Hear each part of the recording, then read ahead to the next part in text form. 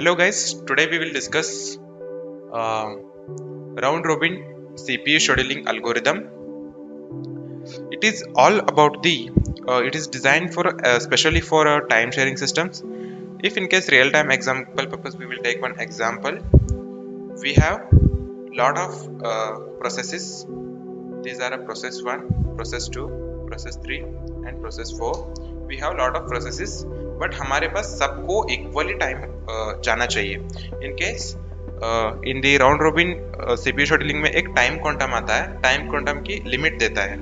In case we will take the some example means the time quantum is this much करके देते हैं वो exams में. सो इसलिए सबको 5 सेकेंड नहीं तो 5 मिली सेकेंड टाइम जाना चाहिए. In case the bus time इसका है 10, इसका है 20, इसका है 30, इसका है 40. सबका अलग अलग है लेकिन सबको 5 मिनट इसमें डिवाइड करके सबको एग्जीक्यूट करने के लिए जगह देना चाहिए. हर एक 5 मिनट को सबको टाइम जाना चाहिए. So the round robin works like this. So we will take one example with the round robin. So guys, we'll discuss one example of round robin scheduling. Consider the following set of processes that arrives at a time 0.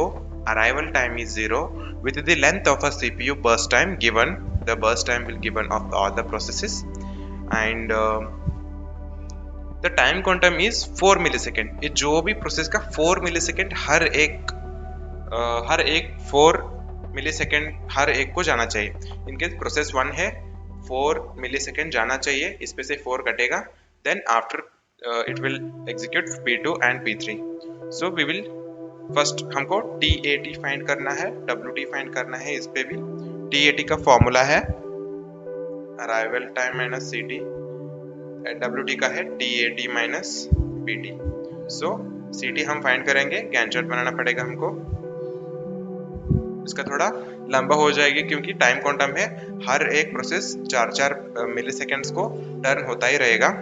So Gantt chart बनाने के लिए हमको ये है कि first FIFO में हम FCFS में हम करते थे ना, फर्स्ट से जाते थे. ऐसे ही जाना है लेकिन टाइम क्वांटम से जाना है. P1 will get executed. P1 arrival time 0 है. इसके आगे कितना हुआ, इससे 4 गया. 24 में से 4 जाने के बाद 20 बचा इधर. यस. इसके बाद P2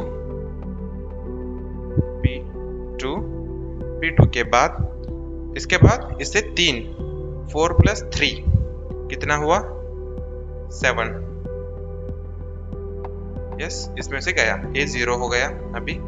इसके बाद P3 will get executed. P3 का कितना है 3. 7 + 3 10. इसके बाद फिर से P1 को आ जाएगा. वो कितना कटेगा इससे P1. इससे फिर से 4 कितना आ जाएगा 14. फिर से P1 की गेट एग्जीक्यूटेड. 4 + 4. इसमें से 4 जाने के बाद 16 हो गया. ये जाने के बाद फिर से 4 काटेंगे हम क्योंकि अभी काट रहे हैं ना. 16 से 4 जाने के बाद ये 12 हो जाएगा. मतलब ये हो जाएगा 14 + 4 18. देन 12 है अभी. Then P1 will executed. 12 में से 4 जाएगा, 8 बचा है. देन इधर हो गया हमको 22. 8 में से 4 बचा. 22 के बाद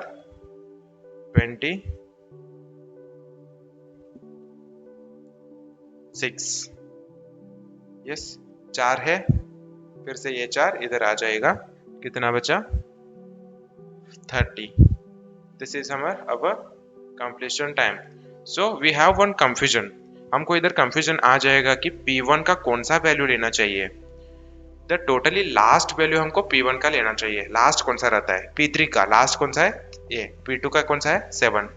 सो CT is equal to CT of P1 is 30, P2 is 7, P3 is 10. Yes. So we will find TAT of TAT of P1 P2 P3 is इधर ही WT of P1 P2 P3।